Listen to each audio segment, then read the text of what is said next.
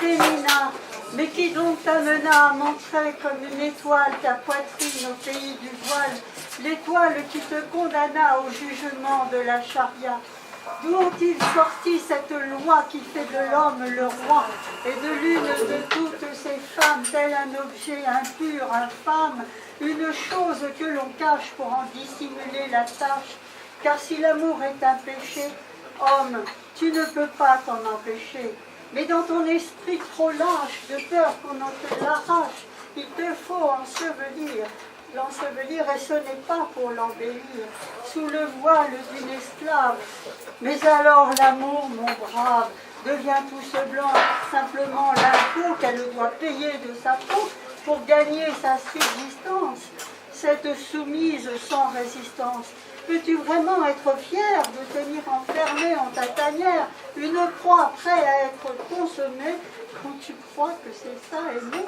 Amina, Fémina, de tes deux seins qui se dévoilent, enseigne aux filles à déchirer leur voile, à ces femmes voulant naître à cette dignité d'être un être dont seules elles sont le maître, car même si ça vous vexe, messieurs, ce n'est pas dans votre sexe qu'elles s'y parviendront. À jamais elles demeureront, comme au matou son ronron, une matière comestible.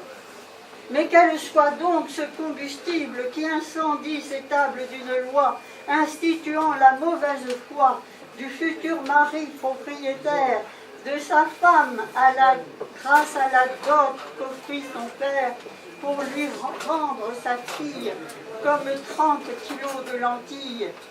Amina, Fémina, pour toi je montrerai mes fesses, afin que le statut progresse de ces femmes outragées par une bande d'enragés qui dans leur déraison te menacent de la prison.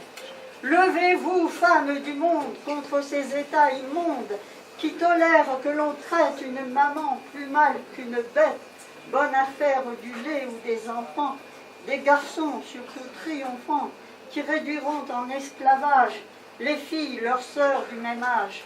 Indignez-vous, filles du ciel, contre tant de rage et de fiel, fermez la porte à leur pénis, peut-être alors se sentant punis, ils comprendront que sans la femme, ils n'auront plus qu'à rendre l'âme.